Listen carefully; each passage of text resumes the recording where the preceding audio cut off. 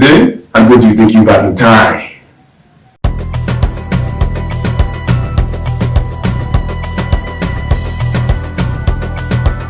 to the 60s, 70s, 80s, and 90s. And today I'm going to be sharing with you a list of vintage cars that rocked the Nigerian road in the old days. But before we begin, a little overview. A vintage car in the most general sense is an old automobile.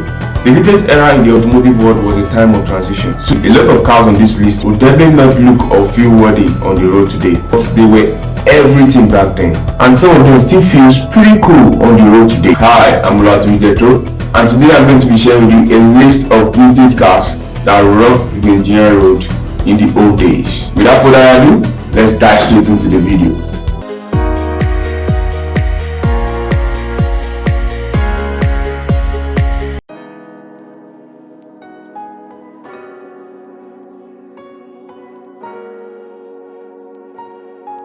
Guess what happened on the 21st March 1975? The Volkswagen assembly plant was commissioned by the then head of state, General Capone, in Lagos. Again, guess what car they produce more at the time? Yes, it's the Beetle. The Volkswagen Beetle is something of a vehicular icon with its instantly recognizable design and pop culture fame. The design of the Beetle is so unique you could definitely say it adds character. With a staggering 21 million plus copies produced, a bunch of them actually graced the Nigerian road and were its pride at that time. The Beetle, famously nicknamed Ijapa Orioda, which means road tortoise, boasts of a 1100cc air-cooled engine which produces 30 horsepower and 36 horsepower from its 1200cc engine variant. The legendary Beetle was affordable and was quite easy to maintain, and have successfully imprinted its image in the subconsciousness of Nigerians and its automotive lovers. This car is definitely an icon and one of the most important cars to ever grace the Nigerian road. And in case you're new here or a returning viewer and you haven't subscribed yet, please do make sure you subscribe to the channel and also turn on the notification bell to get notified when I upload new videos.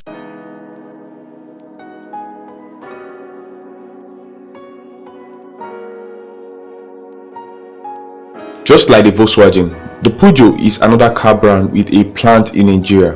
In fact, the Pujo is the first automaker to set up an assembly plant in Nigeria, and the immortal unkillable 404 series is one of the most top-produced Pujo models at the time. The pickup version of the 404 is definitely one of the most iconic cars to grace the Nigerian road, as this car was at that time the pride of our fathers. They were durable, reliable, and unbreakable. These things just wouldn't die, and the 72 horsepower petrol engine are known to travel thousands of miles, and not forgetting the side-mounted manual gear stick, which is really iconic and peculiar to the 404 series.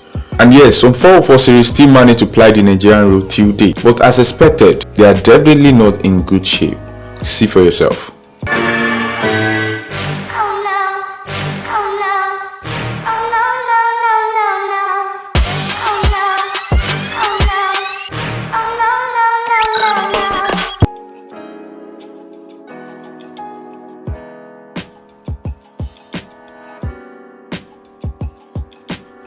The Mercedes-Benz car brand have always been associated with the wealthiest of the commoners. Yes, this model is no exception. Every rich and famous person back then owns either a 200E, 230E or a 280E. The W125 series of the Mercedes-Benz is a German-produced executive car with over 2.7 million copies produced by the end of its production in 1986. The 200E series comes in various body styles, which include the coupe, limousine, estate, convertible, and a chassis version, which are commonly used for ambulances and ACs in Nigeria. With a 155 brake horsepower carbureted engine, the Benz was a pretty good car and have served its time duly well on the Nigerian road.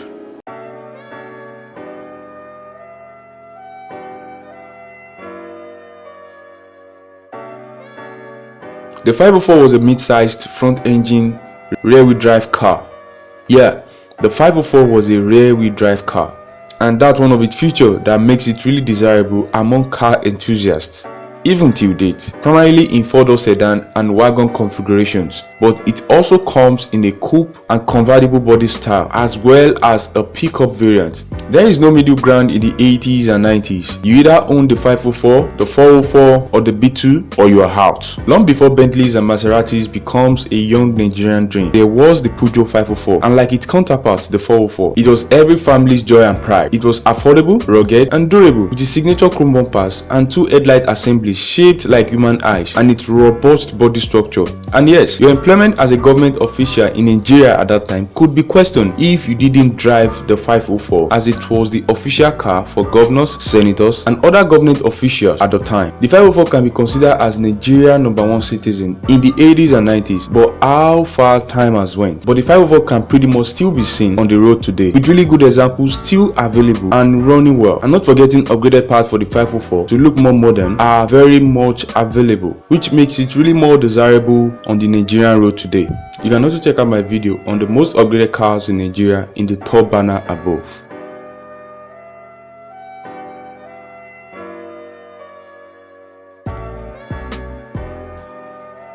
The Volvo 240 is another iconic car to grace the Nigerian road in the 70s, 80s and 90s, known for its durability and indestructible nature. The Volvo 240 stands headway in a typical Nigerian garage at the time. Nigerian roads are almost off-roads, with drenches, potholes and rough terrains, and finding a really good mechanic is a more tougher task. Good luck with that, by the way. So what do? Buy a Volvo 240, one of the most rugged, safest and durable cars ever built, with really low fuel consumption and lackluster build. It is definitely the best in the world at the time and have one of the most reliable, durable and rugged reputation in the automotive world.